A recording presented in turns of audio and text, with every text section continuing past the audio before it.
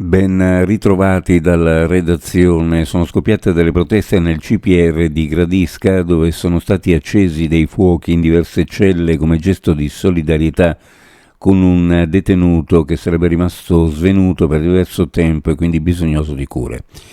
A riferirlo è l'assemblea No CPR No Frontiere FVG tramite i propri canali social, dove sono stati pubblicati video di quanto avvenuto. Alla fine la polizia e la Guardia di Finanza sarebbero intervenuti in tenuta antisommossa e la persona svenuta sarebbe stata portata via in barella. L'episodio avviene a poche ore dall'approvazione del decreto sicurezza, che tra le varie misure prevede un inasprimento delle pene per chiunque promuova, organizzi o partecipi una rivolta all'interno di un CPR mediante atti di violenza, minaccia o resistenza passiva.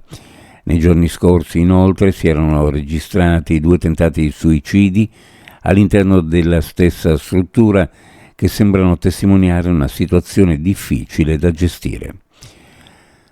A poche ore dal dibattito referendum sul lavoro, un grave infortunio si somma alla più lunga lista di episodi nella provincia di Udine. Gli operai della Rigo e Fasano SRL, una ditta di Pozzuolo del Friuli, stavano posando una gettata di calcestruzzo, parte delle operazioni di ristrutturazione di una gradinata, quando uno di loro, un uomo del 68 residente nello stesso comune, è stato colpito al torace dal tubo in gomma rigida che erogava il materiale edile. Il fatto è avvenuto a Felettis, nel comune di Bicinicco. Immediatamente soccorso l'uomo, è stato trasportato in elicottero all'ospedale Santa Maria della Misericordia di Udine in codice rosso. Trieste, la seduta del Consiglio Comunale per la variante urbanistica accesso nord per il tratto di cabinavia che sorvolerà il Bosco Bovedo è rinviata a giovedì prossimo 12 giugno.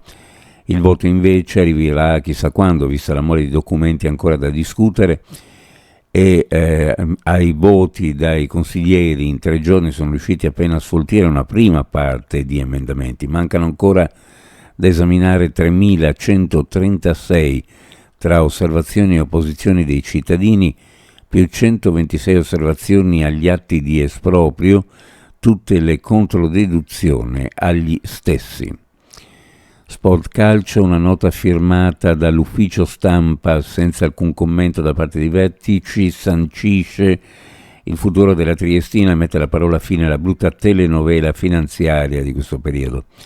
Il testo, dove l'assenza di una qualche parola di Ben Rosenzweig, presa come un macigno, afferma che la società è riuscita a depositare tutta la documentazione necessaria al fine di ottenere l'iscrizione al campionato di Serie C 2025-2026, unitamente a tutti gli adempimenti normativi e finanziari richiesti dal sistema licenze nazionali.